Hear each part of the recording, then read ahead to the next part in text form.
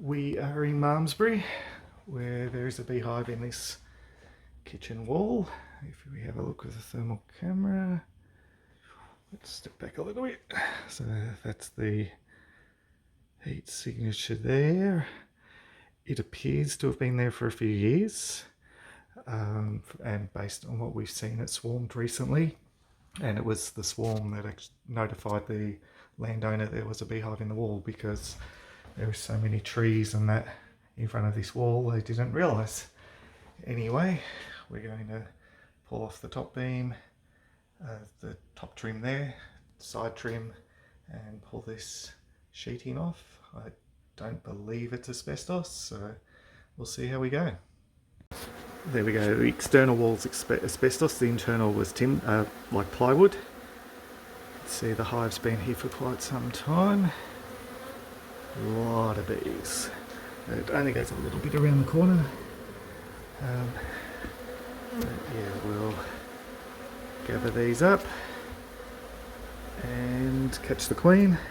The plywood's here, bees on the floor. Yeah, they're floating around everywhere at the moment. I'll let them clean up a little bit here, but they are gathering for some reason here, so we'll check for the queen on this piece of timber, on plywood, and we'll go from there. We've pulled the first layer off. Haven't got the queen yet, but that's not unusual.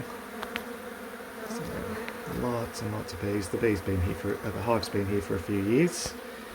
We have 2.5 frames of brood, or babies. Half because this one on this side is mostly honey. We haven't cleared this off yet. Just waiting on that. But anyway, we'll continue getting brood out. Obviously we've pulled off the next sheet and a half. Just have this little bit to go. Queen's still there. Some bees are going into the roof, which was to be expected, given they were getting in through that way. Anyway, we'll sort that out if we need to. Bees are returning from the window back to the hive, which is making things a little bit more difficult. And we're on to our second layer. We've only got 7 frames of brood babies and honey in there, because some of the comb was very thick, so we'll space it out for the time being, and then over the time we'll work it back to the 8 frames. So we've probably got 2 more frames of brood to go, and then we'll start backing. We've got the huge majority of the hive out. There's just that little bit there that's going to be just fed back to them later anyway. And there's some in there. Queen is still somewhere in here, but it's really hard to get into that corner. So I'm going to start bee vacuuming, hoping she hasn't gone into the roof.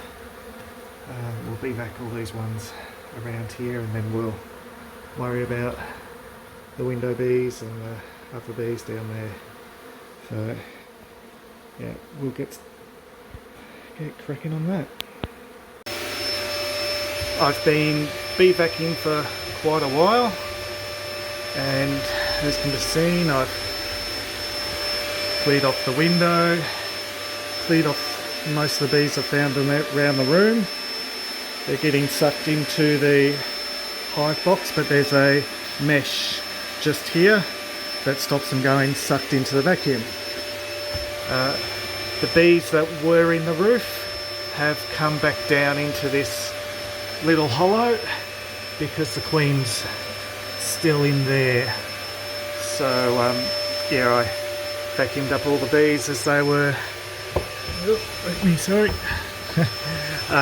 yeah, vacuumed up the bees as they were coming back down, and no more have been coming down for quite some time. So now it's just a matter of vacuuming the remaining bees. I'm still hoping not to bee vac the queen, still hoping to get her in a queen clip, but if she's just somewhere I can't reach, I'll have to beevac her. Next step is just to clear off this comb that's still left here and get the rest of the bees.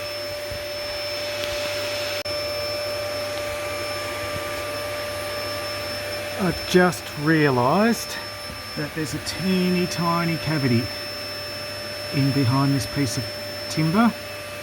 It's not a huge cavity,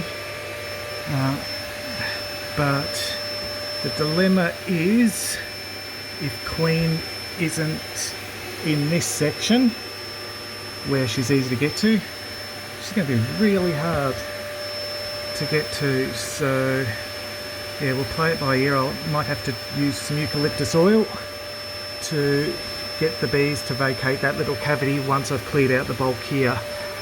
So just beevacing bees up there.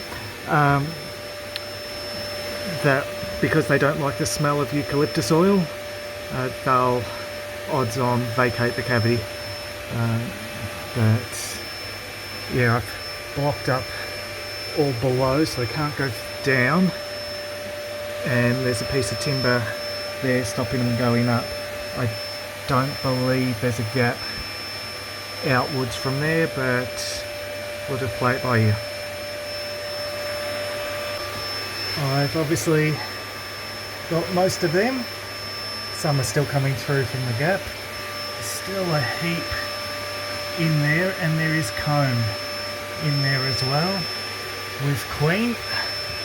So just get some bees before they run away.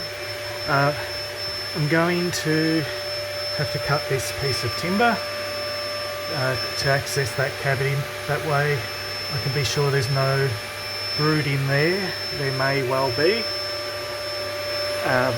There is also a gap that allows the bees to go between the brickwork in the next room and the timber in this room. So I can't spray the eucalyptus oil because odds on they'll all just run outside, which I don't want. So yeah, we've got to do it the frustrating way. And this gives a much better view of what's left in here. So now that we've got that piece of timber out, the Queen is still in here somewhere. Fun. But yay.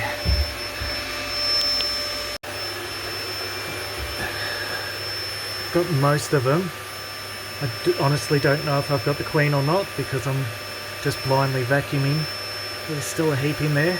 I can't cut the second piece of timber. It's a supporting beam or supporting post, so we can't cut that one, which is frustrating. I might go outside and get some eucalyptus oil in them. Fingers crossed it will push them into this room. There looks like there's also a gap for the bees to get into this wall. So it's a little complicated. Unfortunately, the thermal image is showing what I didn't want to see, and that's a big heat signature in the next wall where a whole bunch of bees have run to. Golly. So I filled up the gap outside, got the eucalyptus oil in. All the ones in the gap have now come through, but we've still got the ones in the wall there. So we'll beevac these ones, then we'll fill up this gap, and then we'll cut the timber, the plywood to get the rest of them. And the Queen has come out after we did the eucalyptus oil. There we go. Okay, so we now have the Queen in the Queen clip. Ooh. Okay, so we'll quickly get her into the box, and then we'll keep beevacing. Queen's now in the box. We just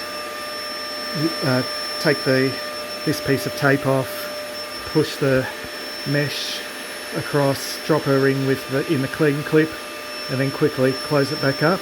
So as you can see, not many bees get out, so it's but it's better than bee vacuum the queen because she is quite fragile. So I've cut, just that way I can also fill that cavity, because otherwise it's at risk of getting a hive in at the future. And let's see what we've got. Doink, doink, doink.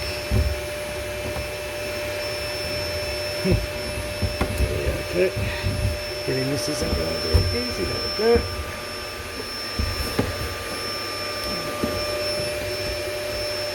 Oh, come on. There we go. So I won't take it all the way off. There we go. At least we can get these ones now as well. So, yay! There we go. So let's get through. Oh, blackberries. There we go. As you can see, there are some forages outside. They're the rags I managed to get in the gap. On the whole, there's not that many. It was a rather wet day. It was really hard with this hedge there to actually get in there to block that up. So yeah, within a few days there shouldn't be any more bees flying around. So that's what we did outside. There's one bee flying around. I'll be back that one in a moment. And there's one down there. So we're still getting in through some sort of gap. I've filled up a lot as best as I can. Just the material, particularly the toweling, is making it really hard for me to layer it up. So whoever fixes this will have to put it in there as they're fixing the wall. There we go. So you can see the queen clip is in there.